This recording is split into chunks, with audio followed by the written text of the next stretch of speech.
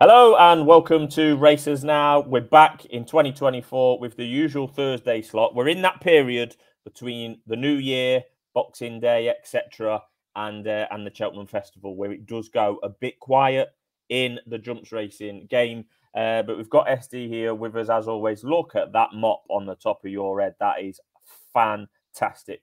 Happy New Year to you, SD. Did anything take your eye over the Christmas period other than your haircut? Nothing wrong with my hair. You look like you've come out of Wormwood Scrubs, don't you? Well, look, it's all very obvious, isn't it? So I'm not going to bore you and tell you that Constitution Hill won on the snap, and things like that. There was a couple of things. One of them didn't run, and we're going to come to this later, which caught my eye when I was at Catterick. Right. And it was great, wasn't it, to see old Ardira Cross win on Tuesday when I was up at Ayr. Is that the 13-year-old that's going to run again next week? Yeah, it's a great horse, Ardira Cross. Brilliant. Great horse. Did anything catch my eye? Well, no. Top end, I'm talking. Right, all right, we'll move on. Right, first things first, I've been a bit poorly, so we didn't get a New Year's Day preview as promised, and I've not announced the ticket winner yet. There's 2 tickets for Cheltenham on January the 27th about to be won. So I've got a random... What a wonderful prize. Constitution Hill is running that day. Fantastic. You will see Constitution Hill in the flesh unless, Nicky says it's too firm, too soft, or he doesn't like Cheltenham anymore. Right, so we've been bowled over with entries, as you can see on screen there. I'm going to press this, and that's going to give us a winner. I've already got the numbers written out on the next page. You'll see, so it's going to be quite straightforward. Number 7, lucky number 7 is your winner. There you go. Right, so hopefully on the next screen that I share with you, while SD fills a little bit, you're going to see the identification of number 7. Isn't this exciting? This is like an episode of The Chase or something. It's almost deal or no deal. Yes. Yeah, it's so good. I'm trying to get it up. Very excited. Do you want me to go through the weather prospects for the weekend while you're faffing? So, I mean, they've had a lot of rain down south. So what does that mean? I think Newcastle is okay. It has absolutely tanked it down at Wincanton this afternoon. And Dan Cooper, the great Dan Cooper, fantastic clerk of the course. Yeah, I mean, he's not very optimistic. According to my phone, they've had half an inch this afternoon. I think that would put them in peril. Over at Sandown, now don't forget at Sandown, the hurdles course is watered all summer. So the hurdles course, I don't think they'll have a problem over fences. Unfortunately, Sandown appear to have had over half an inch of rain. This is telling me 14 mil, and it's still raining, I'm afraid. We'll crack on. I would say Sandown's probably slightly more likely out the 2 because the ground was slightly better before it started raining. But yes, they may well struggle. So we do have a selection from Newcastle. Yeah. Right, the winner is selection number 7, Ian Whelan 6983. There's your winner. I'll be in touch. There's your winner. Well done, Ian. The 6,983rd. Congratulations to Ian Whelan, the 6,983rd. Right, there we go then. There we go. Right, so your first race we're going to be looking at. Oh, exactly. It's going to be the 3 o'clock at Sandown. I'll get the prices up. You start talking. You want me to start talking? This is a lovely race, isn't it? I think the BHA have done such a wonderful thing with the Veterans Fund. Something good away from Cheltenham. The veterans. And yeah, there's a lot of. You will know all these horses. You'll know. I'll just go market order. Good Boy, Bobby, Thomas, Derby. Good old Eye Right for Harriet Graham, who used to be clerk of the course at Perth. Lord de Menil. Sapage, Sam Brown, you know all of these. I thought the market had this a bit wrong, in all honesty. I think 2 for Gold I think I don't think there was anything wrong with his run behind Victoriano on his penultimate outing at Ascot, where he ran Victoriano to 6 lengths. Victoriano won the big handicap at Ascot before Christmas, off a mark £4 higher than that. And 2 for Gold is now £1 lower. So the weights case is there, and 2 for Gold is a very classy animal. You know, he's won the Fleur de Lis at Lingfield. He's run in a Grand National. He actually won the Veterans Chase when I was at Ascot last year, and he won a big race at Doncaster. So the form is in the book. He goes on bad ground. Slight reservation about the stable form. What price is he in the village? You can have 16 to 1 each way, 4 places available on 2 for Gold, SD. 16 to 1 available, 12 or 14 general. But I don't have a problem backing him at anything over 11 to 1. Right, okay, great. Are you going each way at 16, 4 places? I think we've got to play it each way, haven't we, given the advantageous place terms. Yeah. And don't forget, of course, we're still waiting for a winner of this Mick Walsh calendar. I mean, it'll be 2025 and the thing will be. I know that to pick a winner. So we'll make it any winner in the comments. The first person to comment with a winner this Saturday will win a Mick Walsh calendar. How wonderful. Right, how wonderful. A Mick Walsh calendar. Right, that's it for the Veterans Chase then. Yeah. Onto the lucky last at Sandown, SD. Pipe down. We're going back. We're back in 2, you fool. Yeah. Well, for all my sins, what have I done wrong? Larry is not an easy horse to predict, but something tells me if he can't be competitive off a mark of 132, which, you know, is his lowest mark for 2 years, he's certainly got a chance here. He ran all right. He didn't actually look that he was that. He looked a bit ring rusty, in all honesty, on the Veterans Chase here behind the favourite Good Boy Bobby.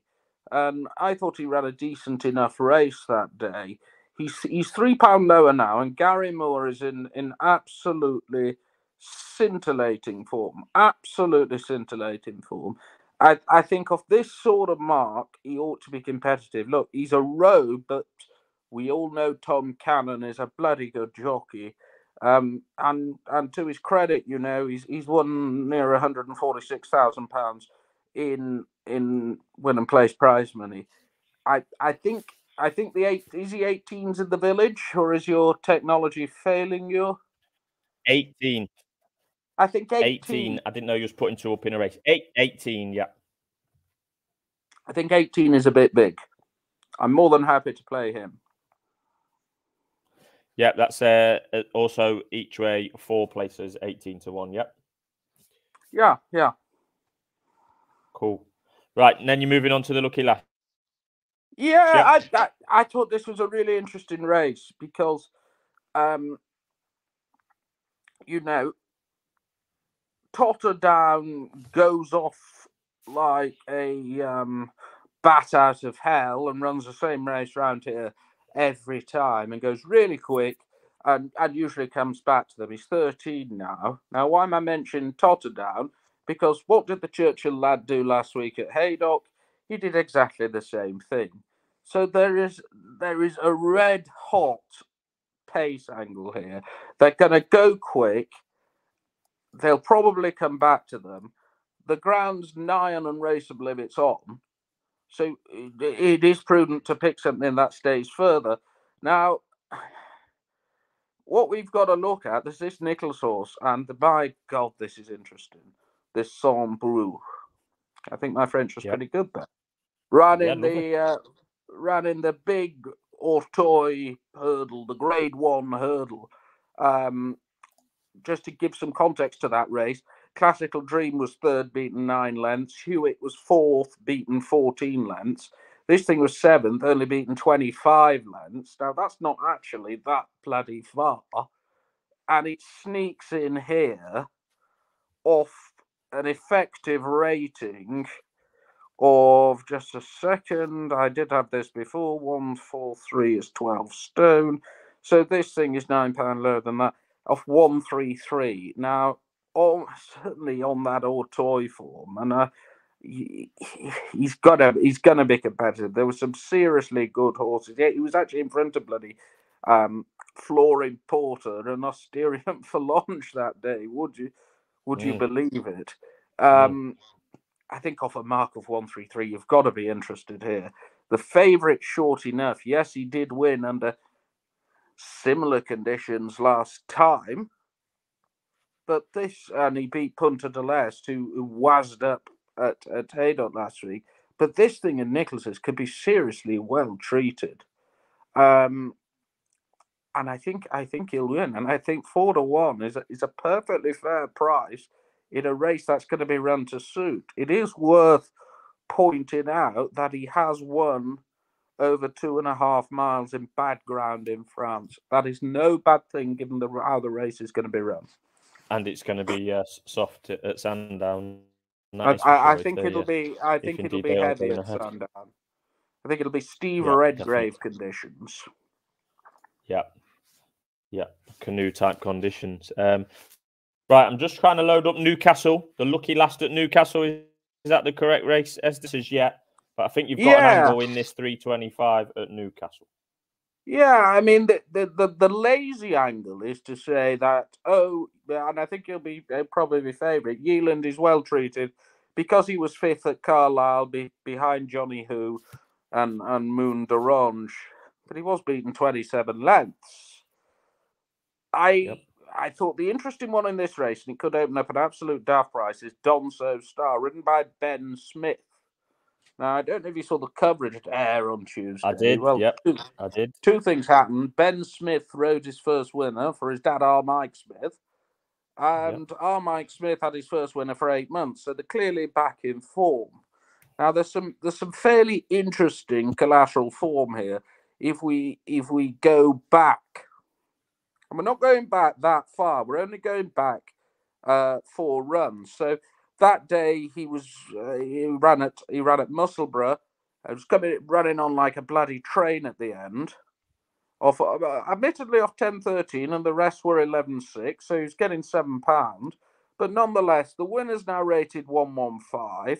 The second's rated 109. The fourth who he beat that day is a 115 horse, and he gets in here off 92. I think he could be a very well handicapped animal. Now he's up in trip. There's even more. If you go back to his bumper run at Musselburgh, 3rd of January, so it's a year and a day ago, Florida Dreams won the race. Well, Florida Dreams is now officially rated 129, of course, won the Aintree bumper. Act of Authority has since wazzed in at Bangor and done 125. That's an RPR. We'll leave the third out because it doesn't really strengthen the case. The fourth's now rated 108.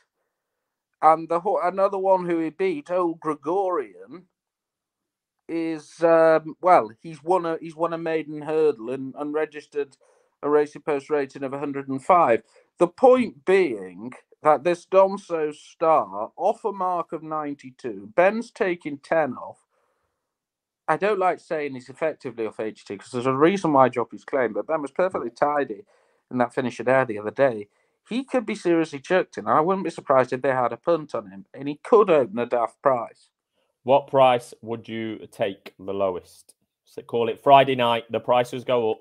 I'm going to be tweeting about it. I'm hoping they open double figures, but I'd probably back that horse at 6 or 7 to 1. 7 to 1. Yeah. But I think from a handicapping point of view, just to, of course, mention, yes, he didn't run very well in his handicap debut, but there were mitigating factors. Look, the first one was it's his first run of the season, and I think the trip, 2 miles around Musselburgh is way too short, given the way given the way he ran that day, he does come across as a horse who will appreciate a step up in trip, and some of his best runs are on that ground. I think he could be a bit of a plot job to give Ben Smith his second win this week, and I think he's a perfectly respectable price. Or he might be. You're going to Newcastle on Saturday, are you, SD? I will be at Newcastle on Saturday. Yes. Great meeting. And the opening race at 11:55. Yes, no buggers there. It's absolutely fantastic. I'm like Paul Gascoigne. I've got the freedom of Newcastle. Right. Did you have a comment to make on this 11:55 opener? I don't have a comment. I just want to regale a story to you about the 12:30. If you go in the 12:30, there's a horse running called Halfway House Lad. Now, the shortest this thing has ever started is 28 to 1. If we take the 28 to 1 out, the shortest it's ever started is 150 to 1. And he's ran accordingly. However, I was a catterick between... I'm not saying he'll win, by the way. He's 3 stone out the weights and more. I'm just saying, watch him on the run after this, because he can't win off that rating. Watch him go and win now. Let me tell you, he was absolutely hammered in the betting. And the Morris Barnes money isn't usually that wrong when it's on to that degree. He was hammered in the betting at Catterick, and they just took him out at the start. Now, they're giving him a spin round Newcastle. I expect he'll be tailed off, because he should be off 3 stone out the weights. But next run you watch, he'll be a daft price the night before. Get on. Get on then. I'm not really bothered how this is his third run, is it? No, it's actually his third run over fences. But no, it's his second run over fences. Right. It's his third run in a handicap. He's been out the weights most of the time, but you could see him pop him up at, I don't know, Catterick, Sedgefield, Kelso, one of those sorts of tracks. At a daft price the night before. And they'll have a punt on him again. Morris is no stone jug, let me tell you. No stone jug at all. Right, so not for this weekend, but one to keep an eye on. I'm just saying, watch it. He might run above himself, and I hope, for God's sake, Morris, if you're watching this, you're clearly a Races Now listener. Yeah. Don't try on the horse. Don't try the horse. Right, so the 3 bets are Sandown in the 3 o'clock in the Veterans Chase. You're having 2 bets at similar prices, 2 for gold, 16 to 1, and Larry at 18 to 1. And then in the Lucky Last at Sandown, you're on Sanbrew for Nicky Anderson with the French form, French import, it could be anything, etc. And then it's not it could be anything. He's running a bloody good race. We've made the case. Yeah. 3:25 Newcastle Donso Star for the Smith team that teamed up on Tuesday for a rare winner and a first winner for Young Jockey at Ayr on Tuesday. So they're the ones you're going with. 7 to 1 or bigger is the price you are hoping for on the latter. And as always, we'll tweet on Friday evening as and when the prices for Newcastle go up. Does that sound about right to you, SD? That sounds about right. Just a couple of closing points. Wasn't it great Southall was off on New Year's Day after this disgraceful thing about them not letting the public in? And then they put on this blockbuster day and it got abandoned. How fantastic was that?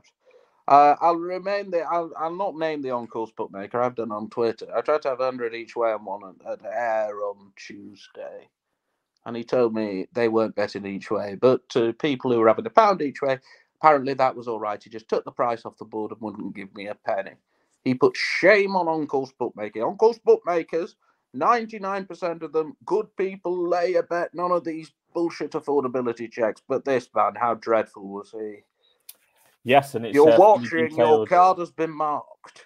Fully detailed on SD's Twitter, as you can rightly imagine. Right, thanks for tuning in. Ian Whelan, I'm going to be coming back to you in terms of your tickets, and I will see you on January the 27th at Cheltenham. SD won't be there. We don't go to big meetings like Cheltenham. He'll be concentrating on Wolverhampton or something on that weekend. I'm in Belfast, actually. Oh, you're in Belfast. There you go, then. A week before. You're going to Belfast a week before you should be going, because it's the Dublin, I know it's not Belfast, Dublin Racing Festival the week after. Yes. SD's gone a week too early, which is maybe the story of his life. Right. Well, yes.